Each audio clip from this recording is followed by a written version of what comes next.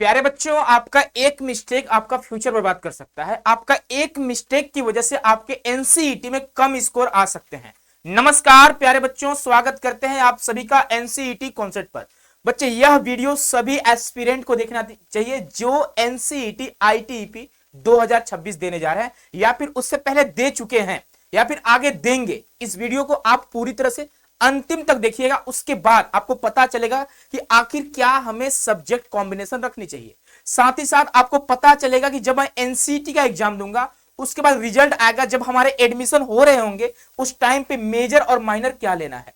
तो इस पे हम दो टॉपिक पे बात करने वाले हैं, तो वीडियो को अंतिम समय तक देखिएगा कि अभी आपके एनसीईटी में सब्जेक्ट कॉम्बिनेशन कौन कौन से होने चाहिए जिससे आप अच्छा स्कोर कर सकते हो, साथ ही साथ आप एक अच्छे मेजर माइनर के साथ अपने कॉलेज में एंट्री कर सकते हैं। तो चलिए बच्चे आगे बढ़ते हैं। इससे पहले आप सभी को बता दें कि अगर आप एनसीईटी 2026 का तैयारी करना चाहते होंगे तो आप सभी के लिए एक सुनहरा मौका है जिसका नाम है श्योर सिलेक्शन बैच। अगर आप हमारे साथ जुड़कर मेहनत करना चाहते होंगे, अपने ड्रीम कॉलेज तक जाना चाहते होंगे, तो आप सभी बच्चों का स्वागत है।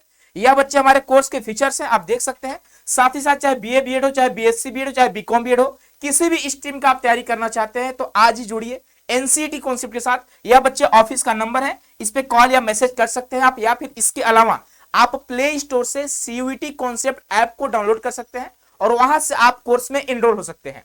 तो चलिए बच्चे आगे बढ़ते हैं। तो सबसे पहले हम बात करेंगे कि आपका सब्जेक्ट कॉम्बिनेशन सही कौन सा हो सकता है, यानी कि आपको एनसीईटी के एग्जाम में कौन कौन सा 7 सब्जेक्ट आपको लेने चाहिए, कौन कौन से 7 सब्जेक्ट का आपको एग्जाम देना चाहिए, कौन कौन से 7 सब्जेक्ट आपके एग्जाम में होने चाहिए। तो चलिए इसके बारे में हम लोग जानेंगे। तो थोड़ा वीडियो हो सकता है लंबा होगा, तो आप अंतिम समय तक जरूर देखिएगा। बच्चे, अगर हम बात करते हैं डोमेन सब्जेक्ट का, सबसे बड़ी समस्या बच्चों के सामने यही होती है कि सर कौन कौन से मुझे डोमेन लेना चाहिए। तो बहुत सारे बच्चे गलती करते हैं। वो करते क्या है ना कि वो फिजिक्स लेते हैं, मैथमेटिक्स लेते हैं, बोलते सर मुझे केमिस्ट्री नहीं आती है, मैं सोच रहा हूं पॉलिटी ले लूं। सबसे बड़ा गलती है। अगर बच्चे आप साइंस स्ट्रीम का डोमेन ले रहे हैं तो आप साइंस स्ट्रीम का ही तीनों सब्जेक्ट रखिएगा, पहली बात। दूसरी बात, अगर बच्चे आप आर्ट्स बैकग्राउंड से हैं, आप बीए बीएड करना चाहते हैं, तो आप हिस्ट्री, पॉलिटी, जियोग्राफी, इकोनॉमिक्स, इन चारों में से कोई 3 लीजिएगा। और अगर आप कॉमर्स सब्जेक्ट का ले रहे हैं बच्चे, कॉमर्स स्ट्रीम का, तो आपके लिए तो भाई एक ही ऑप्शन है, अकाउंटेंसी हो गया, इकोनॉमिक्स हो गया, बिजनेस स्टडी हो गया, है ना। तो आपको तो कोई दिक्कत ही नहीं है। अब देखो बहुत सारे बच्चे क्या करते हैं ना, वो हिस्ट्री लेते हैं, पॉलिटी लेते हैं, अब बोलते हैं सर हमने 12th में बायोलॉजी पढ़ा, बायोलॉजी ले लेते हैं। आप बहुत बड़ा गलती कर रहे हो, ठीक है। या तो आप साइंस स्ट्रीम का सब्जेक्ट लो, या तो आप बच्चे आर्ट्स स्ट्रीम का लो। इसके अलावा सूरज सर आपको वीडियो दे दिए हैं बीए बीएड का, बीएससी बीएड का, बीकॉम बीएड का सब्जेक्ट कॉम्बिनेशन के ऊपर, तो आप बच्चे स्पेशली उस वीडियो को जाकर देख लीजिएगा कि आपको बीएससी बीएड करना है कि बीए बीएड करना है कि बीकॉम बीएड करना है। इससे पहले वो वीडियो आपको मिल चुका है, तो यहाँ पर उस पर बात नहीं करेंगे कि अगर आपको बीएससी बीएड करना है तब कौन कौन लेनी चाहिए, बीकॉम बीएड लेना है तब तो कौन कौन लेनी चाहिए, ठीक है। वो आपको देखना होगा उस वीडियो के माध्यम से। यहाँ पे हम आपको ये बताना चाह रहे हैं कि अगर आप साइंस का सब्जेक्ट ले रहे हैं डोमेन में तो साइंस का ही लीजिए। अगर आप बच्चे ह्यूमैनिटीज का ले रहे हैं तो यही लीजिए। कॉमर्स कर ले तो कॉमर्स का ही लीजिए, ठीक है। तो डोमेन वाली प्रॉब्लम सॉल्व हो गई। अगला बात क्या है बच्चे, बहुत सारे बच्चे लैंग्वेज को लेकर बड़ा परेशान रहते हैं कि सर मैं सोच रहा हूं या फिर सोच रही हूं ना कि हिंदी लैंग्वेज के साथ साथ मैं इंग्लिश लैंग्वेज एंड लिटरेचर लूं। ले सकते हैं, कोई दिक्कत नहीं है, ठीक है। पहली बात ध्यान से सुनिएगा, अगर आपको बीए बीएड करना है लैंग्वेज से तो आपका लैंग्वेज एंड लिटरेचर वाली पार्ट होनी चाहिए आपके पास आपके एग्जाम में, तभी आप लैंग्वेज से बीए बीएड कर पाओगे। इस बात का ध्यान रखोगे। सर अच्छे स्कोर कैसे आएंगे लैंग्वेज में? बच्चे मैं आपको बता दूं, अगर आप हिंदी माध्यम से हैं, ठीक है, अगर आप हिंदी माध्यम के विद्यार्थी हैं तो आप इन दोनों लैंग्वेज को लो, लैंग्वेज एंड लिटरेचर और एक हिंदी कम्युनिकेशन। आपको पता होना चाहिए लगभग 150 बच्चों का लास्ट ईयर बच्चे 100% मार्क्स आया है हिंदी कम्युनिकेशन में, बहुत सारे बच्चों का आया है। यानी कि हिंदी कम्युनिकेशन का पेपर थोड़ा इजी आता है ना। और अगर आप इंग्लिश लैंग्वेज एंड लिटरेचर ले रहे हैं तो साथ ही साथ इंग्लिश कम्युनिकेशन लीजिएगा। सेम बात यह है ना कि अगर आप लैंग्वेज एंड लिटरेचर पढ़ रहे हो तो इसका लगभग 50% सिलेबस इससे मैच करता है, 50 to 60% सिलेबस कम्युनिकेशन से मैच करता है। इसीलिए आपको बोला जा रहा है कि आप अगर इंग्लिश ले रहे हैं तो इंग्लिश कम्युनिकेशन लीजिए, हिंदी ले रहे हैं तो हिंदी कम्युनिकेशन लीजिए। अब बहुत सारे बच्चे उड़ीसा से हैं, अब बोलेंगे सर मैं एक उड़िया लेता हूं और साथ ही साथ मैं इंग्लिश लैंग्वेज लूंगा, ले लो, कोई दिक्कत नहीं है ना। और अगर मैं सर पंजाब से हूं, पंजाबी ले रहा हूं और मैं हिंदी लेना चाहता हूं, ले लो, कोई दिक्कत नहीं है। यानी आप अपने एक रीजनल लैंग्वेज के साथ इंग्लिश या हिंदी को रख सकते हैं। अगर आप पंजाबी के साथ उड़िया लेना चाहते हो, लो भाई, अगर आप कंफर्टेबल हो उड़िया और पंजाबी दोनों में ले सकते हो, कोई दिक्कत की बात नहीं है। लेकिन वही है ना कि जब आप बीए बीएड करना चाहोगे तो इंग्लिश से मान लो बीए बीएड करना चाहते हो, नहीं कर पाओगे आप, क्योंकि अगर आप इंग्लिश से बीए बीएड करना चाहते हैं तो बच्चे आपके एनसीईटी के एग्जाम में इंग्लिश लैंग्वेज कंपलसरी है, तभी आप बीए बीएड कर पाओगे। साथ ही साथ बच्चे आपको बात करते हैं जनरल टेस्ट और टीचिंग एप्टीट्यूड दोनों के लिए कंपलसरी है, ठीक है। आप चाहकर भी इसको नहीं छोड़ सकते हैं, है ना। टीचिंग एप्टीट्यूड चाहे जनरल टेस्ट, वो सभी स्ट्रीम वाले बच्चों को लेने होंगे। टोटल आपके 7 सब्जेक्ट हो गए। तो इस तरह से आप अपने सब्जेक्ट कॉम्बिनेशन को रखेंगे तो आप अच्छा स्कोर कर सकते हैं, ठीक है। अब सबसे बड़ी प्रॉब्लम बच्चे यहाँ पे देखो, लैंग्वेज है ना एक स्कोरिंग सब्जेक्ट है। अगर आप थोड़ा अच्छे से पढ़ लेंगे लैंग्वेज को तो यहाँ पे आप अच्छा स्कोर कर सकते हैं। टोटल आपके बच्चे यहाँ पे 40 क्वेश्चन आपको करने होंगे। आपके एग्जाम में 46 क्वेश्चन आएंगे दोनों लैंग्वेज मिलाकर। आप आसानी से 35-36 क्वेश्चन बना सकते हो अगर थोड़ा अच्छे से आप टाइम दे रहेंगे लैंग्वेज पे तब, ठीक है। तो आई होप कि आप सब्जेक्ट कॉम्बिनेशन को समझ गए हैं। अब हम बात करने वाले बच्चे मेजर और माइनर पर। सबसे बड़ा समस्या मेजर और माइनर वाले बच्चों के सामने आती है, और एक कब आती है, जब आप एग्जाम देकर रिजल्ट लेकर जब एडमिशन लेने जा रहे होते हैं, काउंसलिंग करा रहे होते हैं, तब आपको प्रॉब्लम आती है ना। यहाँ पे अगर हम बात करते हैं बच्चे बीए बीएड का, अगर आप बीए बीएड कर रहे हैं आर्ट्स स्ट्रीम से हैं तो आपको कौन कौन से बच्चे यहाँ पे आपको लेने चाहिए मेजर सब्जेक्ट, और आपको कौन कौन से आपको माइनर सब्जेक्ट रखना होगा, तो ध्यान दीजिएगा। अगर मान लीजिए आप मेजर सब्जेक्ट ले रहे हैं इंग्लिश, ठीक है, तो इंग्लिश के साथ या तो हिंदी लेना या तो संस्कृत लेना, ठीक है। यानी अगर आप लैंग्वेज सब्जेक्ट मेजर में रख रहे हो तो माइनर में भी लैंग्वेज ही रखिएगा, तब जाकर आगे आपको कोई दिक्कत नहीं होगा। जब आप टीचर बनने जा रहे होंगे 4 साल बाद सोचोगे ना कि हाँ मुझे टीचर बनना है, तो बच्चे आपको अपने मेजर और माइनर को ध्यान से रखना होगा। अगर आप साइंस बैकग्राउंड से हैं, बीएससी बीएड कर रहे हैं, आप सोच रहे हो कि सर मुझे मेजर में फिजिक्स ले रहा हूं और माइनर में हिस्ट्री लूंगा, नहीं ले पाओगे, ठीक है। सिंपल सी बात है, अगर आप लो भी लोगे तो आप बच्चे बाद में आपको प्रॉब्लम आएगी। तो अगर आप बीए बीएड करना चाहते हो, जैसे मान लो आप हिस्ट्री ले रहे हो, अब हिस्ट्री के साथ हिंदी मत ले लेना, ठीक है। हिस्ट्री अगर मेजर ले रहे हो तो हिस्ट्री के साथ या तो पॉलिटिकल साइंस ले लो, इकोनॉमिक्स ले लो, या फिर जियोग्राफी ले लो।